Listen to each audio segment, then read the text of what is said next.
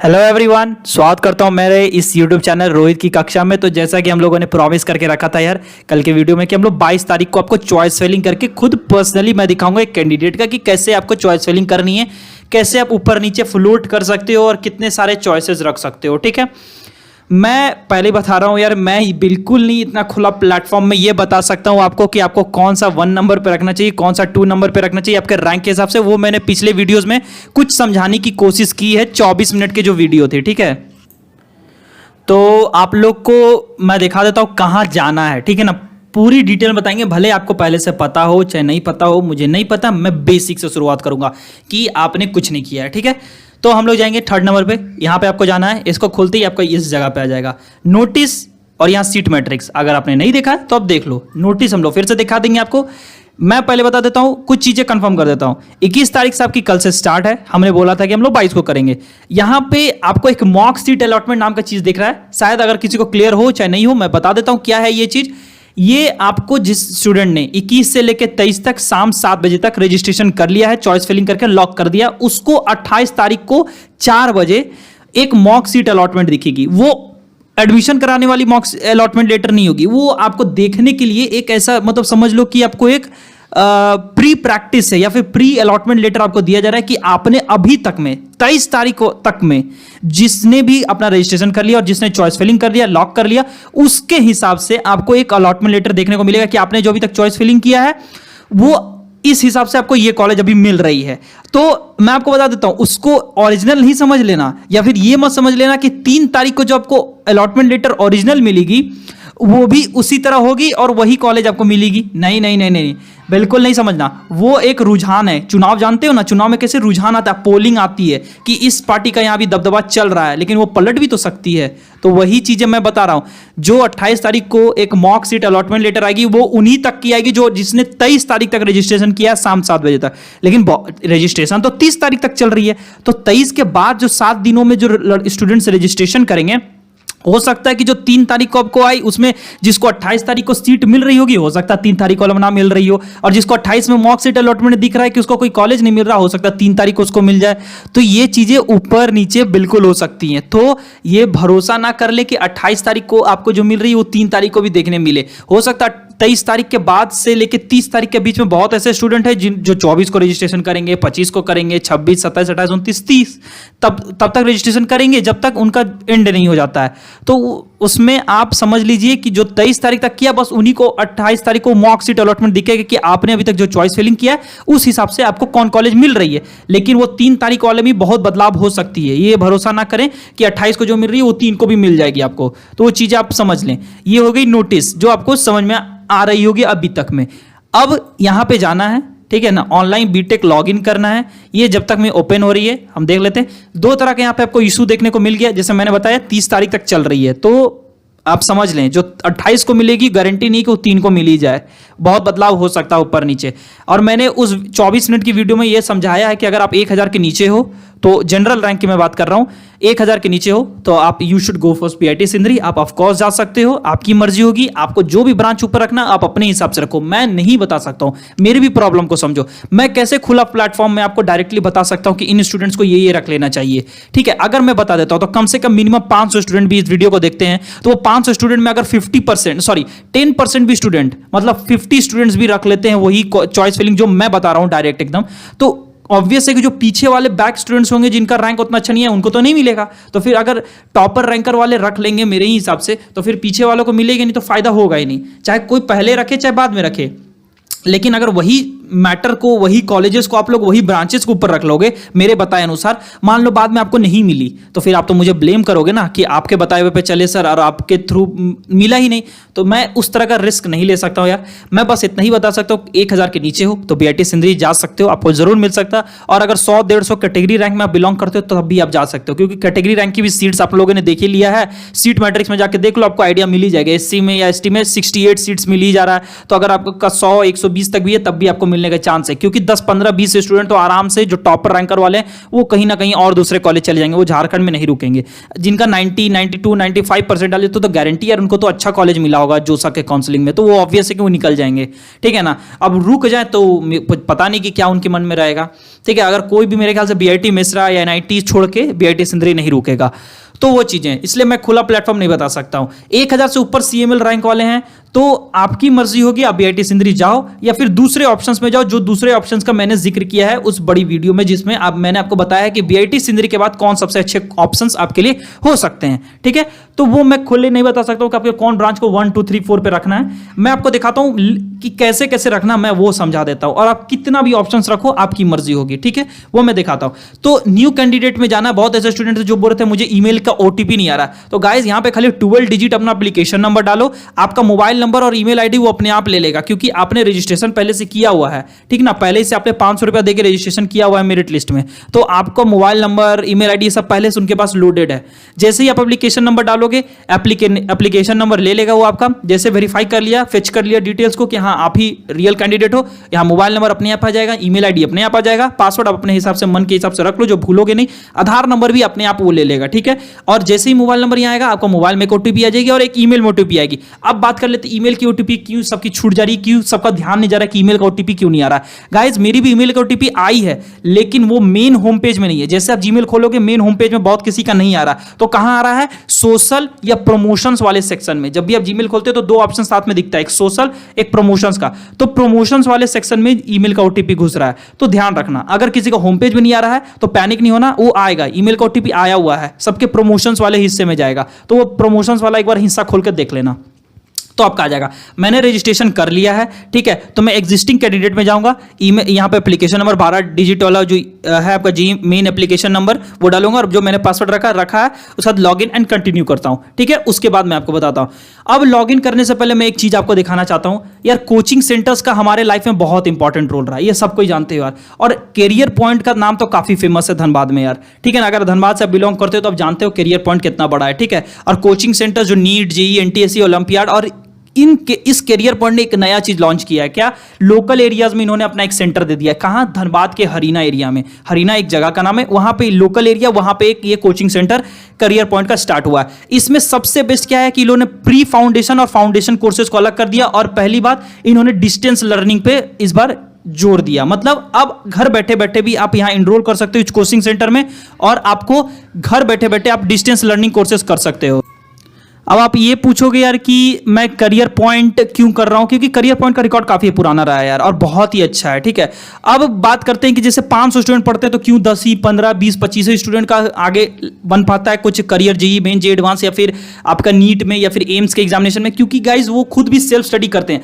आप ये सोचोगे कि खाली करियर पॉइंट में या फिर कोई भी फिटजी आकाश कहीं भी पहुंच जाओगे तो वो क्या घोर के कुछ नहीं पिला देंगे आपको खुद भी मेहनत करनी पड़ती है। हाँ, टेस्ट सीरीज, मटेरियल्स, नोट्स वो जो मिल रहा है वो बहुत फायदेमंद है। और करियर पॉइंट का एक रिकॉर्ड रहा है कि उनके जो 2019 में 95% उनके मटेरियल सेम टू सेम जो उन्होंने टेस्ट सीरीज में कराया वही same to same JEE Mains और एडवांस में देखने को मिल गए, तो वहां के स्टूडेंट्स का ज्यादा सिलेक्शन हुआ। मैं इस डिस्क्रिप्शन बॉक्स में वो नंबर अप्लाई दे दूंगा आपको, जो उनके कंसल्टेंट का नंबर है, आप डायरेक्टली बात करके उनसे कर सकते हो। और डिस्टेंस लर्निंग वाला काफी बेस्ट है यार, और स्कॉलरशिप भी आपको मिलेगी अगर आप अच्छा परफॉर्म करते हो या फिर आपके मार्क्स अच्छे हैं 12th 10th 11th में। और प्री फाउंडेशन कोर्स 6 क्लास के बच्चों के लिए भी मिल जाएगा, ठीक है। और फाउंडेशन कोर्सेज तो आपको पता ही है 11th 12th के लिए, और आप चाहो तो क्रैश कोर्स भी कर सकते हो कम ड्यूरेशन में भी, और अभी ये बहुत ही लो प्राइस में मिल रहा है यार इनका, ठीक है ना। तो आप बात कर सकते हो, वो नंबर मैं आपको दे दूंगा, ये कंसल्टेंट का आप कर सकते हो। देखो इनका रिजल्ट जेईई में 2020 वाला जनवरी वाला में कितना अच्छा रैंक आया है, और भी बहुत ऐसे स्टूडेंट हैं, यहाँ तो पैम्पलेट में कम ही स्टूडेंट्स का नाम है, आप देख सकते हो। और ये काफी सही है, डिस्टेंस ई लर्निंग कोर्सेज मिल रहे हैं, तो काफी सही है। आपको मैं नीचे डिस्क्रिप्शन बॉक्स में आपको नंबर मिल जाएगी, आप कंसल्ट कर सकते हो। और अभी आपको कोई लेने नहीं बोल रहा, परचेज नहीं करने बोल रहा, ये सिर्फ आपके लिए डेमो है। आप चाहो तो उनके यहाँ पढ़ के या डिस्टेंस लर्निंग के कुछ क्लासेस करके देख सकते हो कि कैसा उनका पढ़ाई हो रहा है। अगर अच्छा लगे तो आप परचेज करो, नहीं अच्छा लगे तो आप जहाँ पढ़ रहे हो वहीं ठीक है, लेकिन एक बार बात करने में कोई प्रॉब्लम नहीं है। तो हम लोग चलते हैं बीटेक काउंसलिंग में आगे। डिस्क्रिप्शन बॉक्स में आपको वो नंबर मिल जाएगी, तो मैं आपको यहाँ लॉगिन करके दिखाता हूँ कि आगे पेमेंट कैसे करना है, या पेमेंट में बहुत कोई बोल रहे थे अटक जा रहा है सर, मेरा पेमेंट कट जा रहा है, तो मैं चीज़ों को दिखाता हूँ एक बार। तो जैसे ही लॉगिन करने के बाद यहाँ पे उस कैंडिडेट का खुल गया। यहाँ पे राइट साइड में आपको दिख रहा होगा, यहाँ पे प्रोफाइल में आप लॉग आउट प्रोफाइल भी कर सकते हैं, जो करना आपकी मर्जी। यहाँ पे आपका अपना दिख रहा होगा कैट। अब बात कर लेते हैं, बहुत स्टूडेंट बोल रहे हैं कि मेरा ईडब्ल्यूएस नहीं दिख रहा है, फिर मैंने जो कैटेगरी पे अप्लाई किया था वो मुझे नहीं दिख रहा, मुझे जनरल ही दिख रहा है। तो गाइज आप एक बार जाके खुद फाइनल मेरिट लिस्ट में देख लो, क्या आपका ईडब्ल्यूएस रैंक या जो भी कैटेगरी रैंक शो कर रहा था फाइनल मेरिट लिस्ट में शो कर रहा है, और तब यहां नहीं।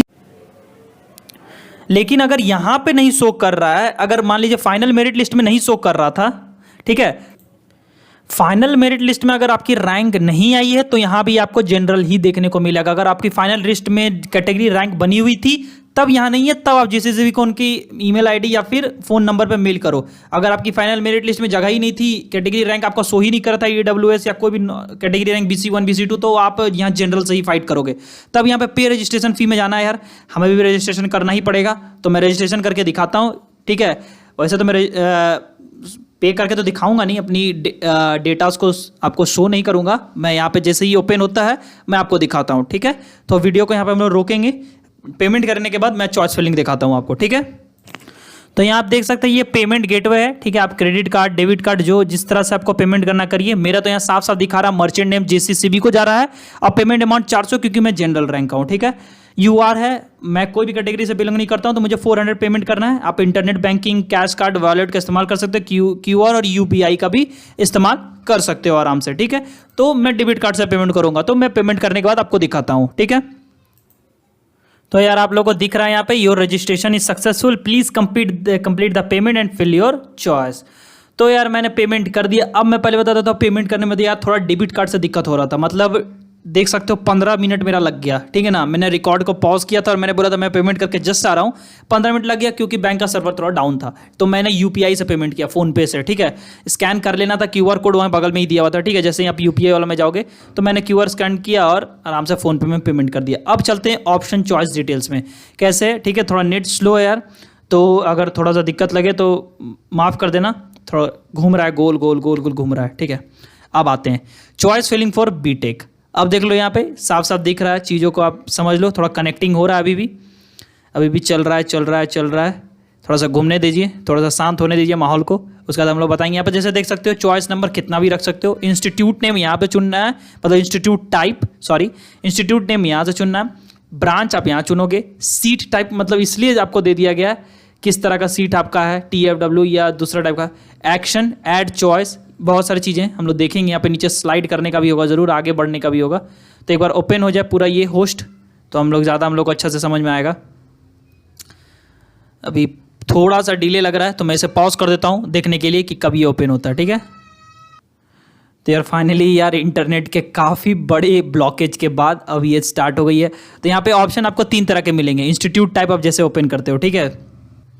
जैसे आप इंस्टीट्यूट टाइप देखोगे यहाँ 3 ऑप्शंस, गवर्नमेंट, प्राइवेट, PPP में तो ऑब्वियस है कि चाय बाजार रामगढ़ का मिलेगा। गवर्नमेंट खोलते हैं तो इंस्टीट्यूट नेम क्या शो करता है, एक BIT सिंदरी धनबाद और यूसेट हजारीबाग। देख के बहुत खुशी हुई यार कि गवर्नमेंट में यूसेट का नाम शो कर रहा है। मैं यहीं का स्टूडेंट हूँ यार, 3rd ईयर मैकेनिकल। नाम चाहो तो पता कर सकते हो, रोहित, ठीक है। अब यार मतलब BIT सिंदरी रखते हैं। अब ब्रांचेज आप सोच सकते हो यार, एक बार ओपन होने दो, ये भी शायद यहाँ पे ट्रेड में ही खुलेगा, ठीक है ना। अभी तक पता नहीं काहे नहीं खुल रहा है, शायद इंटरनेट स्लो है, उसके कारण ही सब कुछ प्रॉब्लम हो रही है, ठीक है ना। अगर दूसरे कॉलेज में यूसेट पे जाते हैं, क्या ये सिलेक्ट होता है? नहीं हो रहा है, बार बार नहीं हो पा रहा है। कुछ हम लोग इंटरनेट का इशू है, मैं फिर से देखता हूँ क्या प्रॉब्लम, फिर मैं जैसे ही ओपन होता है मैं आपको दिखाता हूँ। तो यार मतलब इंटरनेट का सारा खेला यार, और साफ साफ पता चल रहा है साइट में बहुत ज़बरदस्त लोड है, ठीक है। तो क्या करना, मैंने एक सेलेक्ट करके ऐसे ही रख दिया है, ठीक है। ये मैं सेलेक्ट नहीं कर रहा हूँ, मैं आपको ये जानबूझ के दिखा रहा हूँ कि देखिए यहाँ पे क्या क्या ऑप्शन शो करते हैं। जैसे इंस्टीट्यूट ने टाइप मैंने गवर्नमेंट पहले चुना, BIT सिंधे का कोई भी एक ब्रांच उठा लिया, जैसे इलेक्ट्रिकल उठा लिया। BIT सिंध में तो कोई पेमेंट और फ्री सीट टाइप का चलता नहीं है, तो नॉट एप्लीकेबल। अब एडिट करना है, आप एडिट कर लो, ब्रांच चेंज कर लो, कॉलेज चेंज कर लो, सेव करना है सेव कर लो, डिलीट करना है हटा दो, और अप डाउन मतलब ये फ्लोट करना, 1 नंबर पे रखना है, 2 नंबर पे रखना है, 3 नंबर पे। तो इस तरह से आप ढेरों सारे जितने हैं चाहो जितना रख लो। जैसे मैं एक PPP वाला उठा लेता हूँ, ठीक है। यहाँ आपको इंटरनेट का प्रॉब्लम है यार, काफ़ी साइट पर भी लोड है। अगर इंटरनेट आपका अच्छा भी रहेगा तब भी यहाँ पे साइट में लोड है, तो थोड़ा सा आप अपना मतलब धैर्य बना के रखें, ठीक है ना। यहाँ पे चीज़ें थोड़ा सा स्लो चलती हैं। जैसे PPT मैंने PPP सेलेक्ट भी किया था, तब भी देखो यार यहाँ पे सेलेक्ट का टाइप नहीं आ रहा है, क्योंकि थोड़ा सा साइड में बहुत लोड चल रहा है। तो जैसे ही वो यहाँ पे ये ले लेगा कि हाँ भाई पीपीपी हो गया है, देखो अभी लिया। अब मैं जाऊँगा दुमका इंजीनियरिंग कॉलेज, कोई भी एक उठा लेता है, ठीक है। अब ये भी सेलेक्ट करेगा दुमका इंजीनियरिंग कॉलेज, फिर वहाँ सेलेक्ट ट्रेड नेम आएगा, ठीक है, आ गया। अब ट्रेड नेम में कोई भी आप उठा लो, जैसे मैं अपना ब्रांच उठा लेता हूँ मैकेनिकल। अब मैकेनिकल वहाँ पे सेलेक्ट करेगा वो। अब वहाँ पे फ्री और पेमेंट का 2 ऑप्शन आएगा, तो मान लो मैं फ्री सीट चुनता हूँ, फ्री लेगा, ठीक है। वो जैसे लेगा, अब यहाँ पे आप ऐड चॉइस करोगे। ऐड चॉइस में गोल गोल गोल गोल घूमेगा, थोड़ा सा टाइम लगेगा। जैसे ही ऐड चॉइस होगा, यहाँ दूसरा नंबर वो शो कर देगा, ठीक है। अभी आप देख सकते हो दूसरा नंबर ले लिया। इसी तरह आप इसको अप करो, अप कर दोगे तो ये ऊपर चला जाएगा, डाउन कर दोगे, इसको डाउन कर दोगे तो ये नीचे आ जाएगा। तो ये फ्लोट ऑप्शन हो गया। आप किसको फर्स्ट में रखते हो, प्रायोरिटी सेकंड में किसको रखते हो, थर्ड में किसको रखते हो, ये सारा चीज़ आपके हाथ में। अब मैं कुछ चीज़ें इंपॉर्टेंट समझा देता हूँ। जैसे कोई अगर इस तरह, बहुत ऐसे स्टूडेंट हैं जिनको कन्फ्यूजन हो रहा होगा। जैसे मान लो अगर आप चाईबासा का मैकेनिकल रखते हो, सेकंड में चाईबासा का इलेक्ट्रिकल रख लो, चाईबासा का सिविल रख लो। आप चाहो तो सेम कॉलेज के 5 सीट 5 लाइन से रख सकते हो, या फिर जो आपका फेवरेट ब्रांच है उसको भी आप ऊपर रख सकते हो। तो चीज़ें एकदम क्लियर मैं समझा देता हूँ, जितना भी चाहो उतना रखो। लेकिन मैं ये नहीं बता सकता यार कि मतलब आपको कौन सा ऊपर रखना चाहिए, क्योंकि मैं भी कैसे बता सकता हूँ, प्रिडिक्शन है यार। हो सकता हमें तो ये भी बिल्कुल नहीं ना पता कि आपसे आगे वाले रैंक या आपसे पीछे वाले रैंक कौन सा सेलेक्ट कर रहे हैं। ये तो सिर्फ हम लोग अपना ही जानते हैं कि हम लोग क्या सेलेक्ट कर रहे हैं। तो ये चीजें मैं आपको बता देता हूं, ये सब कुछ जो आप करोगे आप अपने रिस्क पे कर रहे हो सकता है आपको सीट फर्स्ट राउंड में ना ही मिले और सेकंड राउंड में भी नहीं मिलेगा, तो उसमें मैं कुछ नहीं कर सकता हूं। मतलब इस साल आपका काउंसलिंग के थ्रू नहीं हो पाएगा, फिर आपको डायरेक्ट एडमिशन की ओर देखना होगा। तो इसलिए मैं बता रहा हूं, मैं कोई भी प्रिडिक्शन बता के आपको मैं अपने ऊपर रिस्पॉन्सिबिलिटी नहीं ले सकता हूं इस चीज को लेकर। मान लो आपकी सीट नहीं मिली तो फिर मुझे दोष दोगे ना, तो मैं वो चीज नहीं कर सकता हूं। मैं क्यों किसी का करियर के ऊपर खेलूंगा, ठीक है। मान लो जैसे आप एक प्राइवेट का भी मैं चुन के आपको दिखा देता हूं, ठीक है। जैसे एक पीपीपी चुनाया, एक गवर्नमेंट मैंने चुन के दिखाया, उसी तरह एक मैं प्राइवेट चुन के दिखा देता हूं। इसी तरह आप अपने हिसाब से कोई भी कॉलेज चुने, उसको 1 2 3 पे रखें। 3 क्या 4 5 6 7 8 जितना रखना। जैसे मान लीजिए बीआईटी सिंदरी का ही 10 ब्रांच अगर आप चुन लेते हो तो 10 ऑप्शंस हो गए। फिर दुमका रामगढ़ चाईबासा का 5 ब्रांच चुन लेते हो तो 15 और 10 25 सिलेक्शंस हो गए। तो आप जितना चाहो उतना रख सकते हो। अब आपकी मर्जी, आपको जितना रखना, कहीं ना कहीं तो फंस ही जाएगा। अगर ये सोच के रखोगे तो रख सकते हो, बिल्कुल रख सकते हो। अप डाउन ऊपर नीचे जैसा आपको चाहो आप वैसा रख सकते हो, ठीक है। अब प्राइवेट में देखते हैं कोई खुला कि नहीं खुला, देखते हैं सिलेक्शन में। प्राइवेट में देखो राम गोविंद, गुरु गोविंद, आरटीसी, ठीक है ना, ये सब चीज़ें हैं, आप देख सकते हो। अभी ये ओपन नहीं हुआ, अभी ओपन हुआ था यार, थोड़ा ऊपर नीचे हो गया लगता है, ठीक है। फिर से सेलेक्ट करते हैं हम लोग, प्राइवेट में हम लोग सेलेक्ट करेंगे। फिर से जैसे ही होगा इंस्टीट्यूट नेम हम लोग देखेंगे। चलिए एक आरवीएस का लेके देखते हैं उसको कैसे फिर सेलेक्ट करना है चीज़ों को। मैंने तो शायद समझा ही दिया, अब आपको भी समझ में आ गया हो कैसे करना है। अब आप अपने हिसाब से ऊपर नीचे करेगा गाइस, ठीक है ना। आप खुद समझदार हो, बातों को समझो। मैंने बताया उस 24 मिनट के वीडियो में कि आपको ऊपर नीचे किसको क्या करना है। मैंने ज़्यादा डिटेल्स में तो नहीं बता पाया, क्योंकि आप भी समझो कि मैं डिटेल्स नहीं कवर कर सकता हूँ, ठीक है ना। बहुत स्टूडेंट्स होंगे जो इस वीडियो को देखेंगे।